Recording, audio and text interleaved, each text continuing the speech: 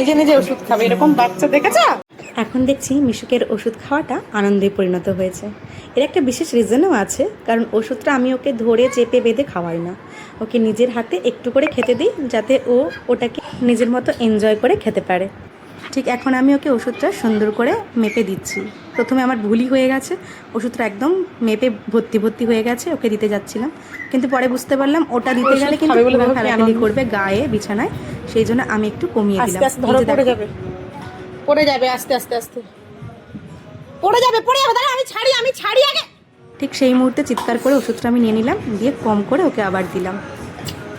খাও খাও খাও। আর এবার দেখো বেশ সুন্দর করে এনজয় করে কিন্তু নিজে ওষুধটা নিজের হাতে বেশ খাচ্ছে। এটাতে আমার চিন্তাও কম, আর ওকেও চাপা ধরা করা হলো না, জোর জবরদস্তি করা হলো না। বেশ দেখো ওষুধটা একদম খেয়ে শেষ করে দিয়েছে। আরেকবার দিতে হবে, দিলেই পুরো ওষুধটা ওর খাওয়া হয়ে যাবে। এতেও শরীরটাও ঠিক হয়ে যাবে। ভীষণ কাশি হয়েছে ওর, আর একদম শরীরটা ভালো নয়, জ্বর। কালকেই ডাক্তারের কাছে ওকে নিয়ে যাওয়া হবে।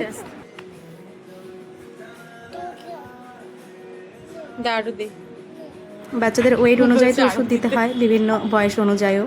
তো এটা প্যারাসিটামল ওকে দিচ্ছি আমি, এটা ওই 6 ml মতো দিতে হবে। তো প্রথমে ওকে 4 ml মতো দিয়েছি, আবার পরে 2 ml মতো দিয়েছি। এভাবেই ওকে হাফ হাফ করে দিয়ে দিচ্ছি, যাতে ও খেতে পারে একা একা। ভালো করে ধরো, ভালো করে ধরো, ধরো পড়ে যাবে, পড়ে যাবে, ধরো ভালো করে ধরো। দাঁড়া, পড়ে যাবে। উফ, আমার হাত থেকে পড়লো গায়ে, বাবা রে।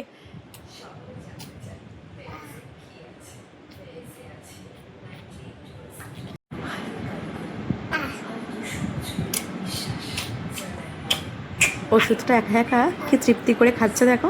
এরকম যদি খাবারটা খেত নিজের হাতে তৃপ্তি করে, বেশ ভালো লাগতো, শান্তি লাগতো আমাকে।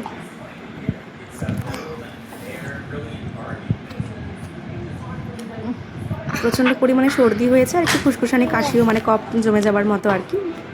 তো ওকে সেডজিন আর প্যারাসিটামল দুটোই দিচ্ছি আমি। আপাতত নিজেই দিচ্ছি, এটা আমি ডিসাইড করে। তো কালকে ডাক্তার দেখাবো, তার আগে ওষুধটা খাইয়ে দিলাম আজকে।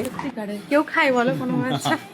নিজে হাতে নিয়ে এত সুন্দর করে ওষুধ খাওয়া।